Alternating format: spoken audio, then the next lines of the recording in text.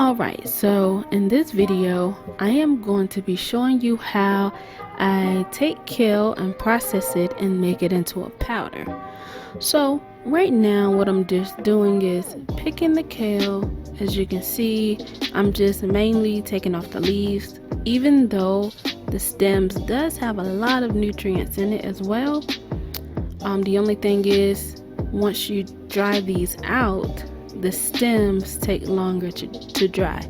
So I'm just putting them aside here, and you can always go back and dry out the stems.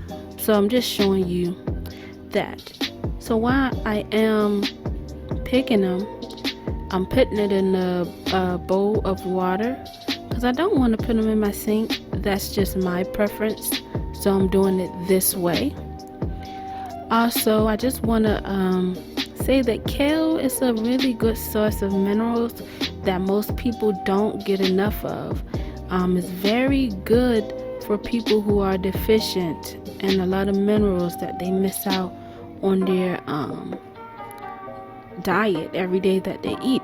So it's a good source of calcium, and it's plant-based. So women, we go through this thing with our bones as we get older. You might want to consider kale. Alright, so I am done. Here is the kale. So now what I'm about to do is use vinegar. Now I am washing my greens, so I'm going to take the vinegar and add it to the water and all over the greens. You might do yours a little different, but this is basically how I do mine.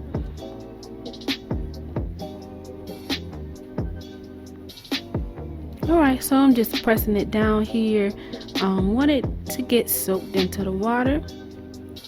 Get the apple cider vinegar up there, because I want to really make sure these are clean. Because I'm going to be using them in my smoothies and stuff like that.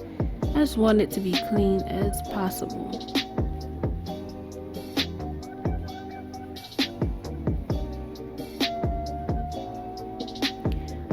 Alright, so what I decided to do is add a little bit more water here, because I did see that I needed more water.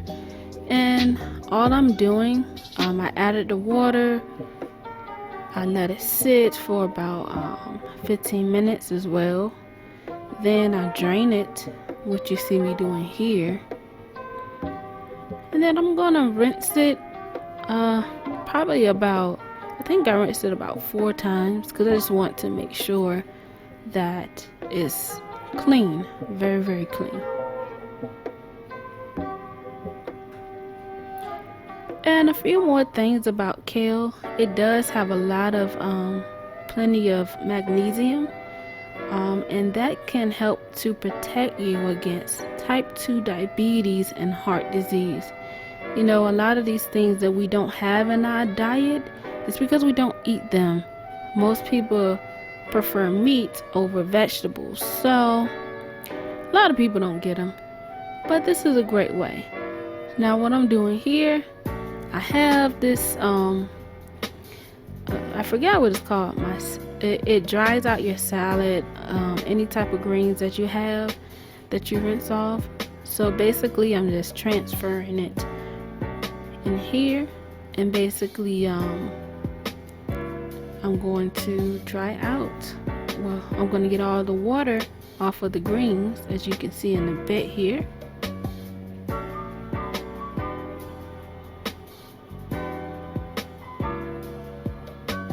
There's a lot of water here. I'm going to show you in a minute. So I'm just pouring it into this bowl, because I just want to show you how much water the salad spinner, that's what it's called, salad spinner, gets off of your greens. And I use this when I'm making the regular salad too, because I still like to rinse all of my salad. Even if it says that it's washed and cleaned, I still clean it. Alright, so after it is dry a little bit, I'm just taking it here, putting it on some parchment paper. And what I'm going to do, I'm going to let it probably sit and dry out a little bit more for about 10 or 15 minutes.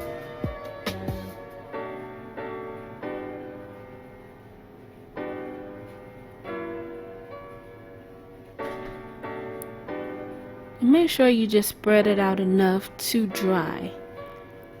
Alright.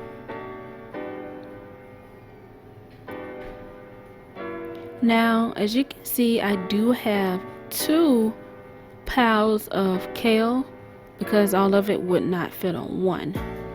So I have my oven preheated to 170. That is the lowest it will go. Now you do supposed to put it on a lower heat than that, but that's just how low mine go. So I basically just placed each of them here in the oven, and it took about, I'll say 2 or 3 hours to dry out. It really doesn't take long for leafy greens to dry out.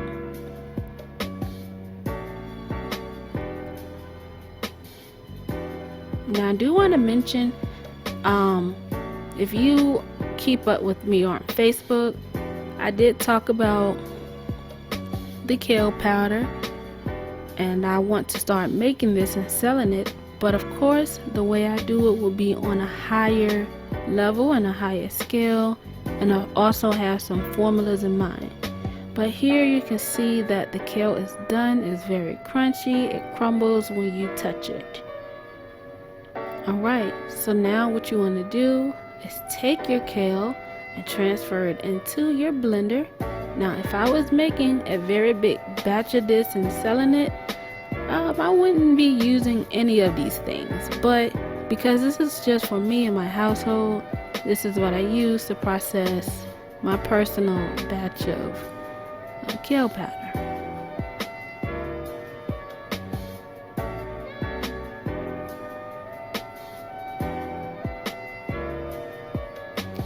And you want to press it down because I do have another one I'm going to put in here. So press it down as you go. Alright, so I did have to use my little stick there that came with my blender to press it down so that it could blend, because the blade is all the way at the bottom. Alright, so now as you can see, it still has some big chunks in there and it looks like twigs, but what I'm going to do is transfer it here to the smaller grinder, coffee grinder, and I'm going to make it more of a powder form, but I needed to break it up first.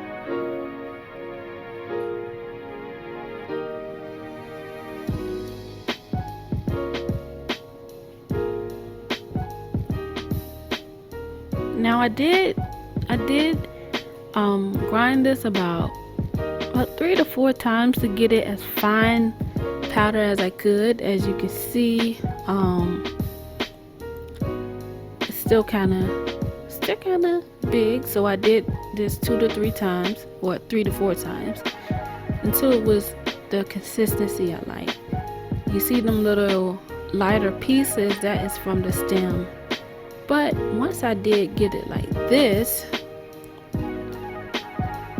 more fine, what I did was just strain it so I can get all the fine powder out, and anything else that was left behind, I just tried to grind it again.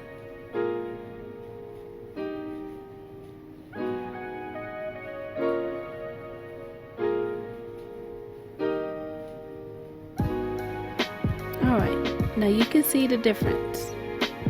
Still some pieces in there, but what I'm going to do is ground this down again so it's very fine.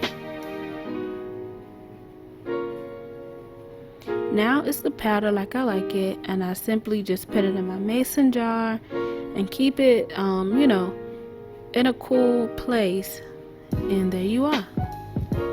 Make sure you like, comment, and subscribe.